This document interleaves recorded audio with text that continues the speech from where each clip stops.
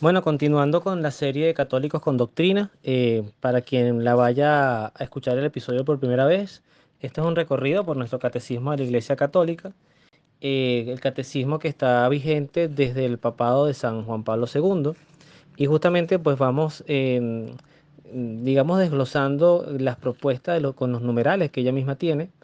El catecismo no se divide por capítulos y versículos, sino por numerales. Son numerales que van del 1 y pasan el 2000. Entonces, el bloque o el segmento que vamos a reflexionar hoy, a aprender, porque yo también estoy aprendiendo con quienes me escuchan, es el que se titula El sentido sobrenatural de la fe. Me parece un tema muy importante y muy bonito porque justamente a veces eh, el exacerbado ejercicio de la racionalidad, de que todo tiene que tener un sentido, y además nosotros como que tenemos el derecho a entenderlo todo, puede limitar mucho el saber y el poder de nuestro Dios. No limitarlo a Él, sino la vivencia de esto. Es como, yo ahorita lo pongo como ejemplo, el mismo tema del universo. Eh, Escuchando a astrofísicos, astrónomos, es mucho más lo que no se sabe del universo que lo que se sabe de él. Su comportamiento de expansión, esto que llaman la energía oscura, la masa oscura, son cosas que se definen porque además son elementos que no son conocidos para el aspecto humano. También nuestra ubicación estratégica de la Tierra, que si estuviera un poquito más a la derecha, un poquito más a la izquierda, por decirlo de esta forma, pues sencillamente la vida no sería posible. Entonces hay muchas cosas que no entendemos, pero las vivimos y forman parte de nuestra realidad. Entonces vamos a ver sobre este punto que nos propone justamente nuestro bellísimo catecismo de la Iglesia Católica. En el numeral 91 nos dirá, todos los fieles tienen parte en la comprensión y en la transmisión de la fe revelada. Han recibido la unción del Espíritu Santo que les instruye y los conduce a la verdad completa. Esto es muy bonito porque además recordemos las palabras que Jesús decía. Yo me tengo que ir para enviarles el Paráclito. Y el Paráclito es el que les ayudará sobre todo a recordar, pero también pudiéramos decir es el que nos ha guiado durante estos más de 2000 años de historia cristiana, justamente además que es la mejor evidencia em, de que la iglesia no puede ser sostenida por poderes humanos. Hay una firma de consultores en Venezuela que se llama PwC, si no me equivoco, que es de gente, consultores, contadores, administradores, gente además de estudios financieros, donde ellos una vez hicieron justamente un trabajo sobre el tema de las empresas, su emprendimiento y su acción social, y colocaban como referencia a la Iglesia Católica y no era una mirada de fe, era una mirada de la experiencia que tenía la Iglesia Católica como institución, la más longeva en cuanto a organización que ha durado en la humanidad. Porque es una estructura que además, bueno, sí, tiene forma de Estado, pero es una estructura que tiene sus normas, que tiene su jerarquía, que tiene sus miembros, su feligresía, y ha logrado perdurar en el tiempo. El gran porqué o el gran milagro de ello justamente radica en lo que nosotros por la fe atribuimos sin duda alguna a la acción especialmente del Espíritu Santo. En el numeral 92 nos dirá, la totalidad de los fieles no puede equivocarse en la fe.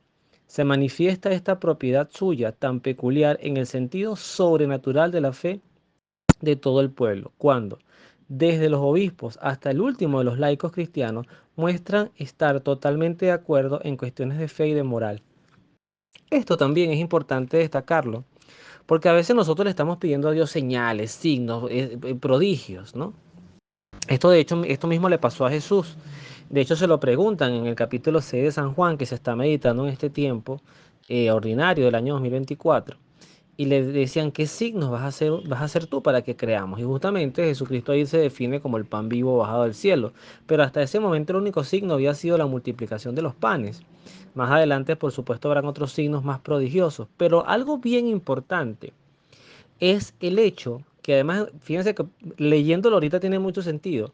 Yo puedo inventarme ahorita el nombre de un dios, de una creencia o de una moda. De hecho, en las mismas redes sociales sabemos, quienes creamos contenido, que no todo pega, no todo tiene atracción. O sea, que tú tengas a más de 1.000 millones de personas en el mundo, por decir una cifra, yo no soy muy experto en estos datos. Sé que la humanidad creo que era algo así como 7.000 millones de personas en el planeta. Y de esa cantidad, solamente 1.200.000, estoy hablando de cifras de hace más de quizás 4 o 5 años. Quizás hoy seamos más, quizás hoy seamos menos, pero era, pudiéramos decir, vamos a colocar una cifra, una quinta parte de la humanidad sea cristiana. Es muy poco, pero también es bastante, ¿no? En cuanto a números. Que tú lo ves que cantidad de personas crean en lo mismo, que habrá algunas desviaciones, pero al final es indiscutible para el cristiano que Jesucristo es Dios, es indiscutible para el cristiano que Jesucristo es nuestro Redentor y Salvador, es indiscutible para el cristiano católico que la presencia real de Jesús es la Eucaristía, que además que si tú vas a una iglesia en Japón o vas a una iglesia en África o vas a una iglesia en Europa o en América, bien sea del norte o del sur, igualmente en Oceanía, en todas las iglesias católicas, el rito, la liturgia, las lecturas de la palabra y por supuesto la celebración eucarística van a ser la misma. Y eso no es fácil que se pueda vivir con esa armonía multicultural si no es porque de fondo hay un elemento sobrenatural. Y eso también es un punto muy importante para entender. No es que siempre las mayorías sean la voz de Dios. Yo particularmente no compro esa tesis. Pero en lo que refiere a la fe y en que todos estemos de acuerdo en que Jesucristo además fundó, constituyó una iglesia apostólica que además le dio a los apóstoles poder para perdonar pecados, que además la institución de la Eucaristía, además el mensaje de la salvación, que además resucitó, que es el fundamento también uno de los fundamentos de nuestra fe, pues todo eso hace ver que efectivamente aquí hay un punto sobrenatural. Finalmente, en el numeral 93 de este episodio nos enseña que el espíritu de la verdad suscita y sostiene este sentido de la fe. Con él, el pueblo de Dios, bajo la dirección del magisterio, se adhiere indefectiblemente a la fe transmitida a los santos de una fe de una vez para siempre. La profundiza con el juicio recto y aplica cada día más plenamente en la vida. Hay un punto también importante acá. Eh, si la iglesia no fuera de Dios, ya hace tiempo, como de hecho siguen los intentos, ya hace tiempo hubiese cedido a muchas modas, a muchas presiones sociales, de gente que además no tiene, yo diría en un término, no, tratar de no ser muy injusto, pero no siempre gente que tiene amor por la fe, sino que se interesa más en doblegar a la iglesia a la mundanidad. Por ejemplo, sin levantar polémica, pero estos temas de el matrimonio entre personas del mismo sexo, este tema del aborto, este tema de la ordenación de sacerdotal para mujeres, este tema también de la democratización en la iglesia, que prácticamente la jerarquía se elija por votos democráticos y pueda votar todo el mundo. Muchos aspectos que hoy por hoy son indiscutibles para las democracias, para los que se llaman tendencias progresistas, la Iglesia ha mantenido un caminar muy lento pero sostenido de firmeza y de identidad. Insisto, te puedes conseguir un obispo, un sacerdote que se deje enamorar por estas corrientes mundanizadas y al final cuestione la iglesia o el celibato sacerdotal, etcétera, viendo al final es como buscar restar virtudes, porque al final la castidad, por ejemplo, en el sacerdote, así como también a nosotros los casados, nos invitan a vivir en castidad porque nosotros solamente debemos desarrollar una vida sexual plena, hermosa y además respetuosa con nuestras esposas. Y además justamente la castidad a la que se le invita a los jóvenes a esperar el matrimonio, cosa que es dificilísimo. Fíjense, toda esta corriente derivado también en el papado de Pablo VI, cuando llegó el tema de las pastillas anticonceptivas, década de los 60 aproximadamente. Estábamos por ahí por el Concilio Vaticano II y Pablo VI, luego de escuchar muchas recomendaciones que le decían que sí, que la iglesia tenía que aceptar el tema de la anticoncepción artificial, porque bueno, eso era también darle libertad al hombre de elegir el aspecto de la procreación. Pablo VI sale con una encíclica totalmente antipopular llamada Humane Vitae, donde él, te lo voy a decir con honestidad, es la única encíclica que yo me he leído completa, pero además es fascinante cómo él le da un vuelco no hacia lo biológico, no hacia la salud, sino justamente hacia la moral y cómo esto iba a afectar proféticamente, como lo ha hecho, todo el tema de la santidad en la humanidad en sí misma, cómo iba a ser una carta abierta para las infidelidades, para las promiscuidades, y eso, y para el aborto también, y para poder además limitar el accionar de la providencia de Dios en nuestras vidas. Y no se lo estoy diciendo porque yo sea un practicante orgullosamente modelo para la iglesia. Lo estoy diciendo porque es que cuando tú vas creciendo y vas entendiendo y vas viendo cosas, vas viendo los daños también que le puede hacer a la fe solamente dejarnos guiar por nuestras emociones o por las modas.